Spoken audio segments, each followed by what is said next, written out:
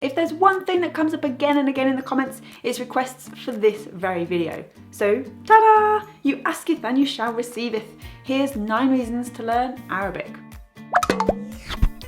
Other than Assalamu alaikum and Lindsay is me, my Arabic is very limited. That's why I got the lovely Meredith, a polyglot language blogger, applied linguist and Arabic speaker to help me out for this video. Shukran! Reason number 1.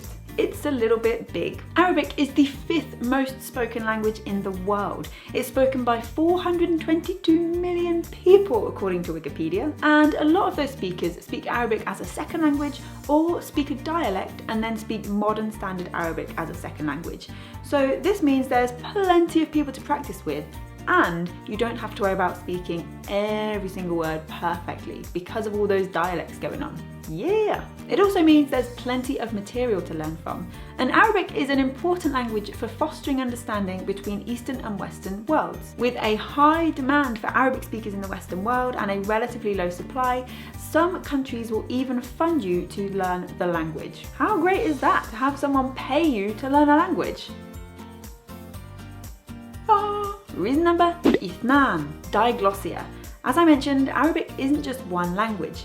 It's many dialects, each with their own grammar quirks, vocabulary, and all sorts of good individual stuff going on. Dialects generally aren't written, so you have this really interesting contrast between the modern standard Arabic that's written and the spoken language. Of course, this can be frustrating if you're studying Fusha at school and then can't talk to your taxi driver in Jordan, but at the same time, it also means that you can just focus on learning to speak one particular dialect of Arabic if you wish. Speaking Arabic makes it much easier to travel across the Arab world too, whether it's the pyramids to the world wonder of Petra, and it's a must if you're planning on doing any bartering in the souks. Reason number 3, the alphabet. Meredith assures me that the alphabet is easy to learn.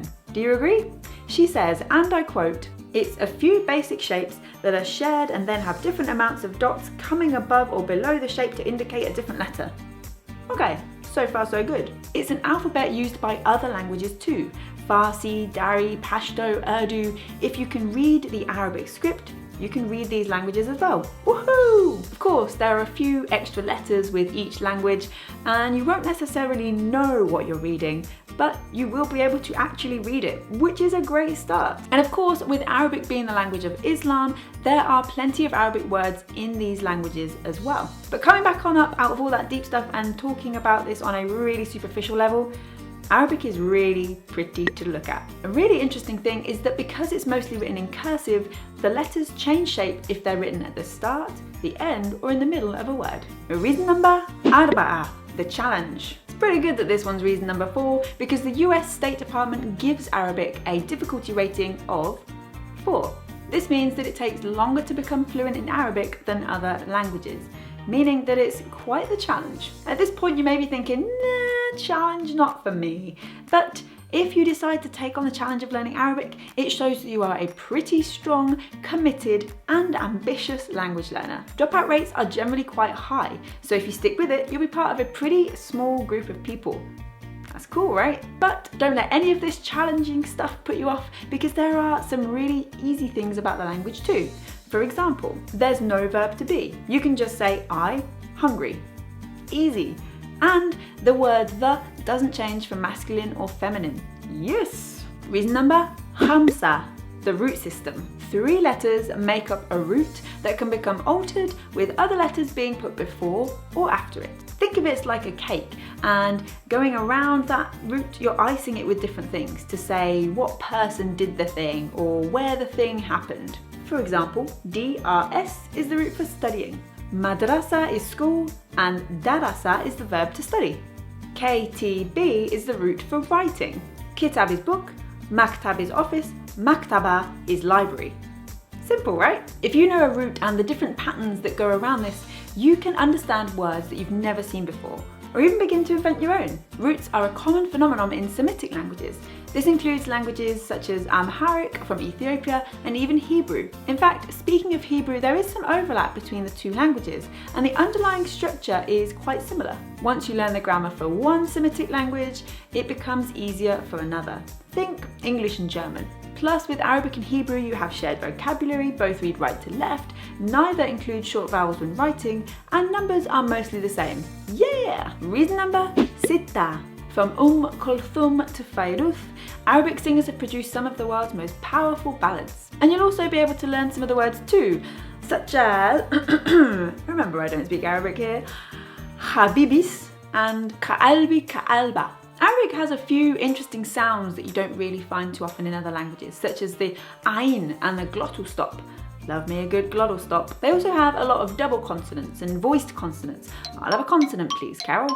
There are 2 D's, 2 S's, 2 H's, one is hard and one is soft, and they each have their own letter. The damma is a diacritic mark that doubles the letter it's written above. All of these interesting sounds make for a lot of fun when you're singing Arabic songs. Meredith tells me that Egypt is the capital of Arabic music, and they love a good music video too. So that's lots of fun stuff to watch. And on top of that, there's more traditional instruments such as the oud, and of course, belly dancing, which that totally was not. Reason number 7. Colourful expressions. Arabic speakers are famous for lots of colourful, fun expressions that they use to decorate their speech. Again, remembering I don't speak Arabic, I'm going to give some of them a go. Utla, mashallah, alhamdulillah, bismillah. Learning around 10 of these at a time and throwing them into your speech when you feel them appropriate will make you feeling pretty confident and get you some good smiles from native speakers too. Reason number 8. ¿Hablas español? There are plenty of Arabic cognate words with Spanish. A really easy way to spot this is that most Spanish words beginning with al, A-L, are of Arabic origin. This is all because of Arabs coming to Spain and ruling from the south in 700 to 1500s. So if you speak Spanish, you already have a bunch of Arabic words under your belt. And if you're thinking of learning Spanish later on, maybe after learning Arabic, then that'll give you a pretty good heads up too. And there's also some Arabic influence on English. Arabic is the reason we have sherbet, jars, ghouls, and algebra. Thanks, I guess. Reason number 9. It gets easier. The big struggles with Arabic are usually early on. The alphabet, all of the new pronunciation, and the grammar. However, the more you progress, the easier Arabic gets. This can't be said for all languages. For example, French. The more you learn, there's a new verb tense for that. But with all of that tricky stuff coming relatively early on for Arabic, in the words of Professor Brian Cox in the 90s, things can only get better, get better, get better. Once again, a huge shukran to Meredith for helping me out with the reasons for this video, and you can follow her online, links in the description below. But what about you? Are you learning Arabic? Share your reasons why in the comments below. And remember to subscribe here on YouTube for regular language learning goodness. I'll see you very soon. Shukran, ala nakar.